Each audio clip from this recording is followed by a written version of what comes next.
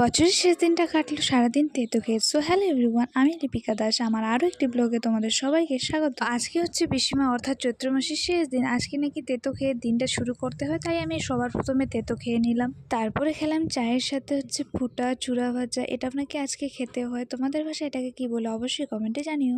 আগের দিন রাত্রে মেহেন্দি পড়েছিলাম, আর দেখো রংটা কি সুন্দর গাঢ় হয়েছে, তাই না? যাই হোক, হাতে হাতে চলে গেলাম টিউশন পড়াতে পাশেই।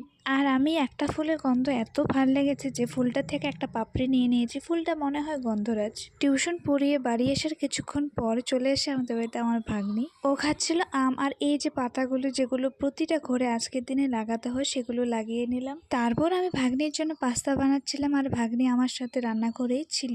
আগে কখনো বানাইনি, প্রসেস তো জানা নেই, তো টু বি অনেস্ট বাজেই খেতে হয়েছে। তারপরেও আমি ভাগ্নিকে জিজ্ঞাসা করলাম যে মামনি টেস্ট হয়েছে? তাও বলছে যে টেস্ট হয়েছে। ভাগ্নি হতো এসা। ভাগ্নিরা চলে যাওয়ার পর আমি স্নান সেরে নিই, আর এদিকে বাড়িতেই ছিলাম সারাদিন।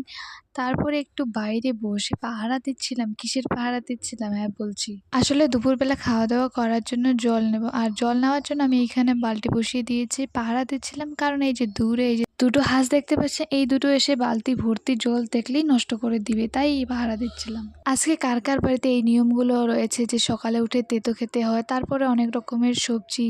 আজকে আমাদের বাড়িতে তো কয়েক রকমের সবজি ভাজা বানানো হয়েছে। সবকিছু অল্প অল্প করে বানানো হয়েছে কারণ আমাদের বাড়িতে জনসংখ্যা তো কম, তাই। যাই হোক, দুপুরবেলা এত এত রকমের সবজি দিয়ে খাওয়া দাওয়া করার পরে একটু কিছুক্ষণ পর টিউশন পড়িয়ে বিকেলে একটু দোকানে গেছিলাম।